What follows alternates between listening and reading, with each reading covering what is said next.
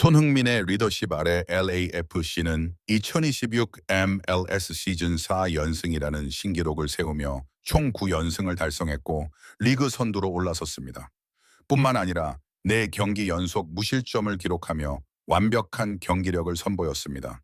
팀 동료 슈어의 2차례 장거리 슈팅은 LAFC의 4연승을 확정짓는 데 결정적인 역할을 했습니다. 특히 이 경기에서 손흥민은 스트라이커가 아닌 공격형 미드필더로 출전해 더욱 큰 주목을 받았습니다. 그의 활약을 자세히 살펴보겠습니다. 손흥민의 MLS 정복은 절정에 달했습니다. 리그 3연승을 달성한 가운데 개막전부터 전 세계의 이목을 집중시켰던 메시의 인터 마이애미와 LAFC의 경기에서 3대 0으로 승리하며 이번 시즌 MLS의 왕좌를 놓고 공식적으로 전쟁을 선포했습니다. 다음으로 LAFC는 휴스턴 원정에서 2대 0 무실점 승리를 거두었고 3라운드에서는 댈러스와의 홈 경기에서 1대 0 승리를 거두며 3연승이라는 놀라운 기록을 세웠습니다.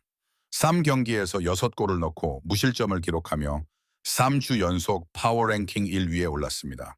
하지만 큰 실망감이 있었습니다. 이러한 결과는 손흥민의 뛰어난 활약 덕분이라는 기대와는 달리 손흥민은 3경기 모두 득점을 올리지 못하고 2개의 어시스트에 그쳤습니다. 더욱이 휴스턴과 댈러스전에서는 득점력이 저조하는 등 다소 부진한 모습을 보였습니다. 전문가들은 첫째, 손흥민의 폼이 완전히 회복되지 않았고 둘째, 지난 시즌과 다른 전술 변화 때문이라고 분석했습니다. 전술 변화는 확연히 드러났습니다. 지난 시즌 12경기에서 LAC는 점유율은 낮게 유지했지만 손흥민과 부안가를 중심으로 한 역습 스타일로 승리를 거두었을 뿐만 아니라 폭발적인 득점력까지 보여줬습니다. 그러나 현재 탄탄한 수비와 뛰어난 볼 컨트롤을 자랑하는 팀을 상대할 때는 손흥민의 장점이 사라지고 있습니다. 이러한 차이의 원인은 감독 교체에 있습니다. 도스토스 감독은 현재 상황을 명확히 인지하지 못한 채 손흥민이 다시 득점할 것이라는 막연한 기대만 심어주고 있습니다. 하지만 지금까지 손흥민의 경기력을 면밀히 관찰하고 지켜본 결과 그가 역습 축구에서 가장 뛰어난 모습을 보이는 일관된 패턴이 드러났습니다. 이는 팬들이 원하는 방향이 아닙니다. 손흥민은 현재 상황에 대해 별다른 언급을 하지 않았고 이제 팀은 4라운드에서 세인트루이스 카디널스와 홈 경기를 치릅니다. 손흥민은 프리미어리그 홈 경기에서 강한 모습을 보여왔지만 홈 득점력이 저조하여 팬들 앞에서 제대로 된 세리머니를 펼치는 모습을 보기 어려웠습니다. 손흥민이 다가오는 세인트루이스전 홈 경기에서 골 폭탄을 터뜨릴 수 있을까요? 손흥민은 세인트루이스전에서 많은 골을 넣었던 기억을 아직도 생생하게 간직하고 있습니다.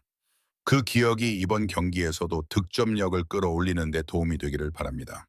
당시 세인트루이스는 손흥민을 경계하여 수비 라인을 깊숙이 내렸지만 이번 시즌에는 상대 수비수들이 손흥민을 더욱 적극적으로 막으려 하기 때문에 부상 위험이 걱정됩니다. 주중 콘카카프 챔피언스컵 경기로 인해 제대로 된 훈련을 할 시간이 부족했기 때문에 컨디션 또한 변수입니다. 하지만 경기 전 발표된 선발 라인업을 보면 도스 감독이 상당한 변화를 준 것을 알 수 있습니다. 4-2-3-1 포메이션을 채택하며 손흥민을 스트라이커가 아닌 공격형 미드필더로 기용했습니다. 선발 라인업에도 약간의 변화가 있었습니다. 평소 팔렌시아 대신 라포소가 선발 출전하여 라포소, 포르투스, 타파리, 세고라로 구성된 400 수비진을 구축했습니다.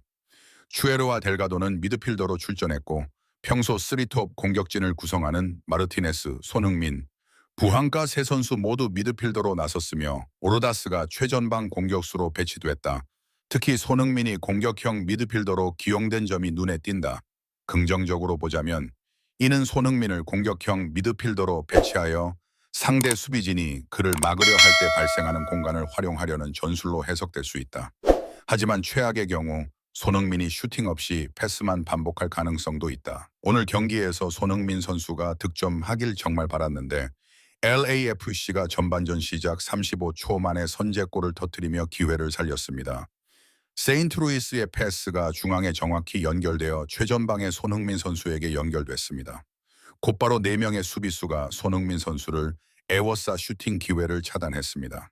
손흥민 선수는 이어진 공격에서 왼쪽 윙어 부항객의 완벽한 스루 패스를 연결하며 또 다른 어시스트 기회를 만들어냈습니다.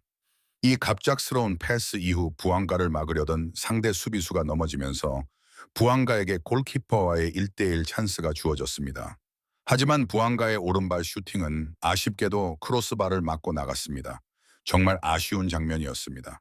만약 그 슈팅이 골로 연결됐다면 세인트루이스는 이렇게 견고한 수비를 유지하기 어려웠을 것입니다.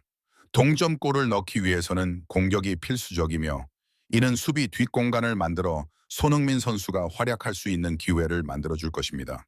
하지만 부안가 역시 최상의 컨디션은 아니었던 것 같습니다. 놓쳐서는 안 될 결정적인 기회를 놓쳤기 때문입니다. 축구 통계 사이트에서도 부안가의 슈팅은 훌륭한 기회였다고 평가하지만 이를 놓치면서 경기 초반에 행운을 날려버렸습니다. 결정적인 기회를 놓치는 팀은 항상 위기에 직면하게 되는데 리버풀도 예외는 아니었습니다. 전반 13분 리버풀은 코너킥을 얻었고 불행히도 실점 위기를 맞았습니다. 세인트루이스의 헤딩슛이 리버풀 골망을 흔들었지만 다행히 주심이 슈팅의 강도를 지적하며 득점을 취소했습니다. 누가 헤딩을 했든 간에 근처에 있던 선수가 포르투스를 밀치면서 공이 골대를 벗어난 것입니다. 그렇습니다. 세인트루이스가 이와 같은 기회를 놓칠 때마다 리버풀에게는 또 다른 기회가 찾아왔습니다. 실점 직후 공격에서 손흥민이 슈팅을 날렸습니다. 만약 그가 스트라이커가 아닌 미드필더로 뛰었다면 충분히 득점으로 연결할 수 있었을 기회였습니다. 공격수 오르다스가 먼저 돌파하며 상대 수비진의 시선을 끌었고 손흥민이 이어진 침투 패스를 받아 페널티 박스 안에서 슈팅을 날렸다. 그는 침착하게 오른발 슈팅을 시도했지만 상대 수비진이 뒤로 물러나면서 공은 수비수를 맞고 골라인 근처로 향했다. 손흥민의 슈팅이 있었지만 전반 35분까지 LAFC는 원정팀 세인트루이스의 5개 슈팅에 비해 단 2개 슈팅밖에 기록하지 못해 경기는 기대만큼 흘러가지 않았다. 이어 전반 40분 LAFC는 롱볼을 전방으로 연결했다.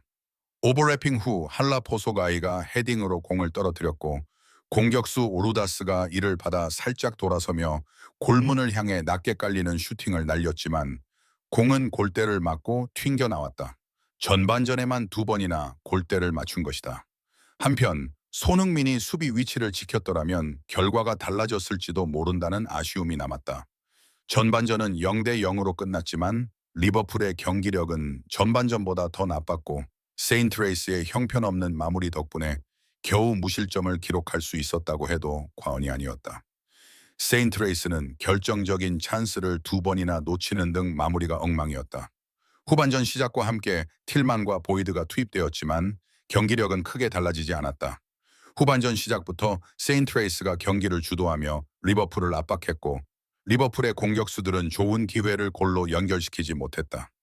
이는 상대에게 기회를 내주는 결과를 낳았는데 설상가상으로 손흥민 선수가 챔피언스리그 출전을 위해 후반 70분에 교체 아웃되었다.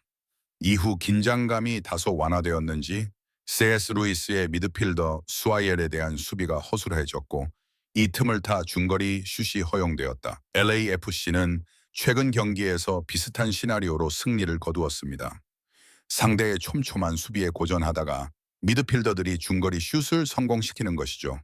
실제로 LAFC는 이러한 전략으로 꾸준히 승리를 쟁취해 왔습니다. 이번에도 마찬가지였습니다. 선제골 이후 8분 만에 이 중거리 슛의 주인공인 수아이엘은 리바운드된 볼을 놓치지 않고 다시 한번 중거리 슛을 날려 골망을 흔들었습니다. 이로써 손흥민과 LAFC는 구단 역사상 전례 없는 시즌 개막 후 4연승이라는 역사적인 기록을 이어갈 수 있었습니다. 하지만 손흥민이 또 한 번의 득점 기회를 놓친 만큼 이제 LAFC는 챔피언스 리그에 집중해야 할 시점입니다.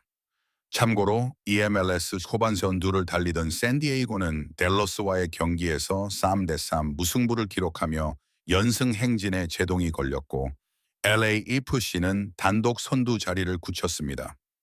LAFC가 이 기세를 이어가 챔피언스 리그 우승까지 차지하길 바랍니다.